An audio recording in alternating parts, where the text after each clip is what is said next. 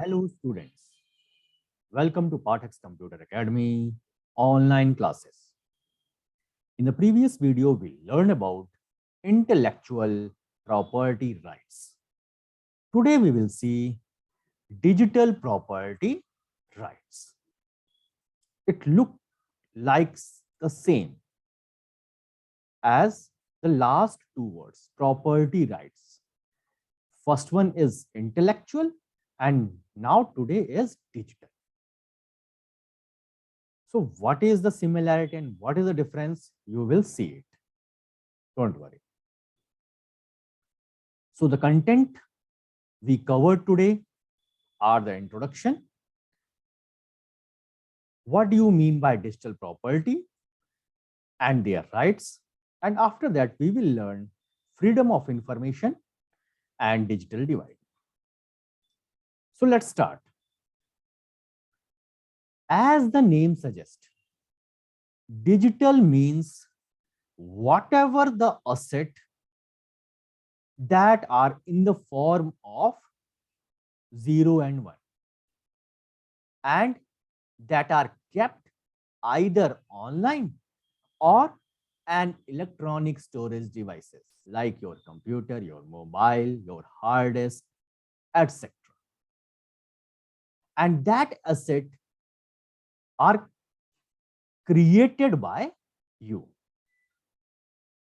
That asset can be a photo click of your family, or when you travel somewhere else, you shooted a video, or as I am trying to record a video of this lecture, this is known as digital property of mine. Clear? Okay. So you can say that digital property is the bigger set and the intellectual property is the subset of digital property set. So what are the data that are under the category of digital property? That can be your email. Email should be unique and this is your property. Word processing document which you have created for any purposes, spreadsheet, whether you are in school or in your company, pictures that you have taken, I already discussed, audio files that you have recorded, and the movies that you have shooted or legally downloadable. Okay. So you are taking the digital property rights of that movie to download. You are authenticated for downloading that movie. So to reserve your right for any property related to digital,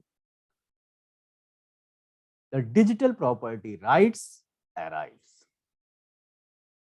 It refers to the right that grant access and control of digital information. Clear? Again, I have quoted these lines for your convenience.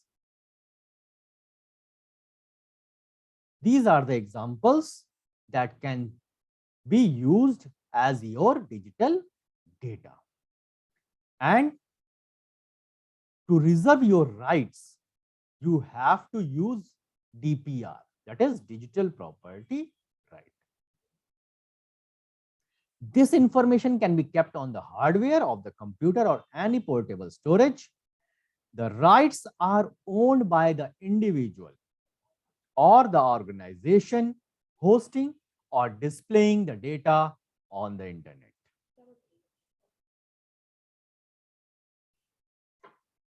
So now, what is DPR issues? When you have created your own thing, you have clicked any photo that are clicked by your own, or any data, or any article you have write, or you have created any website or any blog, that all are refers to an individual rights or company rights. But there are some threats related to digital properties. What they are? Basically, there are two main threats. First one is plagiarism, and second one is infringement. You always heard about plagiarism. What it is? It means you are stealing someone else's work and presenting as your own work. Okay? And what is infringement? Infringement can be of three types: copyright infringement, patent infringement, and trademark infringement. I already discussed in the last lecture what is copyright, what is patent, and what is trademark. I'm not going to discuss here. Okay. So, unauthorized user steals your IP, Internet Protocol address, IP address, and using your IP, hacking your licensed version of that software, that digital data. Okay. There are various cracks and keygens are available for various softwares. I'm going to give you one example, beautiful example. Microsoft Office.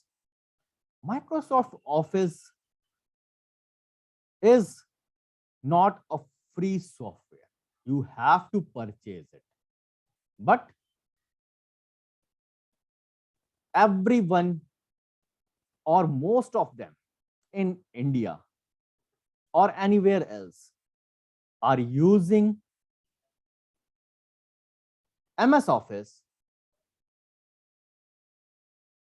with genuine key of that product, but that key is not purchased by them.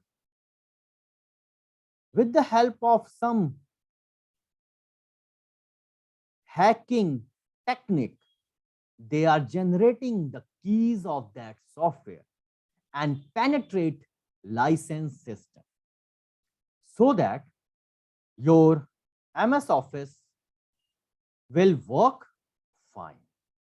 Otherwise, after some time, it will not work. Why? Because you don't have licensed version of MS Office. So these are the issues that should be taken care of whenever you work as original. So I already discussed what is plagiarism, but how to avoid the plagiarism? There are various ways. Some are I have taken. First one is paraphrase. What it is? It is the way to express someone's idea in own word. You are not just copying that owner's word, you are trying to express the whole paragraph or article in your own words, in your own way. If you do this, your work are not taken under the plagiarism. Next one is, if you don't want to express your idea, then you can choose quoting. It is a way in which a source is quoted exactly in its original way, but within black quotes. Okay. Next one is citing. It is a way in which at the bottom of the very page, details such as author's name, date of publication, etc. are mentioned while using someone's work. Wherever you have copy someone's work, on that page, in the footer side, you have quoted that line that I have taken this line from the part here. Okay. And at last, we are very much using, that is reference. At the end of your article or your paper, you are giving the reference of the details like author's name, date of publication, etc. for using someone's work. Okay. So paraphrasing, quoting, citing, and referencing, with the help of these, you can avoid plagiarism. Now is infringement. Patent infringement is the commission of a prohibited act with respect to patented invention without permission from the patent holder. Okay. Someone invented a new thing and you are taking that invention without permission. Next one is copyright infringement. Again, it occurs when a copyrighted work is reproduced without taking the permission of copyright owner. Because in copyright, you can copy the work of other, but by taking the consent of the copyright owner. Whether I can translate your work or not, whether I can sell your work or distribute. Clear? And at last, trademark infringement is defined as the unauthorized use of some logo, some hallmark that are used by others. Clear?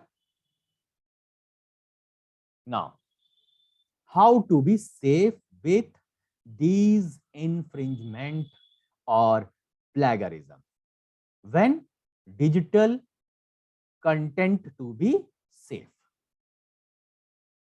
First of all, you can deploy anti-tamper software so that your software cannot be tampered by the hackers. Other option is when you are using or creating your own work, you can write terms of services. For example, in your home, your parents are going to give the home for rented purposes. So what they do to sign a legal paper that is known as rent agreement.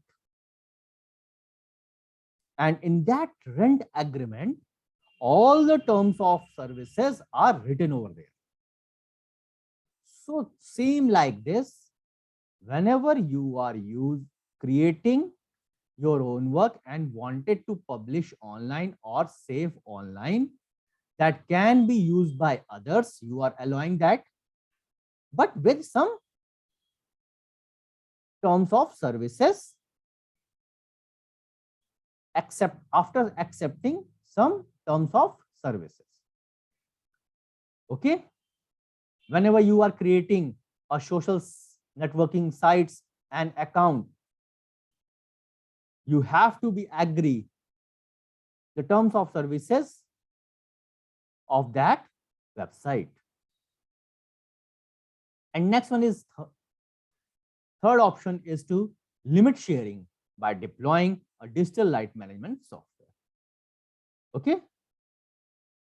There are some mechanism through which you can limit that anybody can share this amount of this times of this number of software. After that, it will stop. So these are some basic things that you can keep in your mind when you are using digital property rights. So I think it is very clear to you what is DPR. Now I'm going to discuss freedom of information. As you all know, right to freedom of speech and expression is given by the government of India. Or you can say that the Constitution of India. Based on this right to freedom of speech and expression, the freedom of information is also given to the person or people to publish or consume information on the internet. Okay, it refers to the right to privacy in the context of the information technology. And it is recognized legal right as per Article 21 of Indian Constitution. Clear? Everybody have a right in India that they can publish or read information from the internet. Okay. And last one is digital divide. As the name suggests, there are some division due to some other situation. Okay, there is an uneven distribution in the access to and use of information and communication technology among various groups. So why? When there are a rule given in Indian Constitution that everybody can consume or publish information, then why digital divide is there? There are various major factors that are responsible for it. Some are cost of technology. Okay, internet of using internet is very costlier. Okay, lack of skills. In India, there are various people who don't know how to tackle computer, how to use smartphones in 21st century itself. Lack of education. Whether there are a constitution that education is for everyone, but still a lot of people are lagged from education, and due to this, digital divide is there. Lack of information. Okay, there are various information that are not given to everyone. Access for the disabled is a very much concern.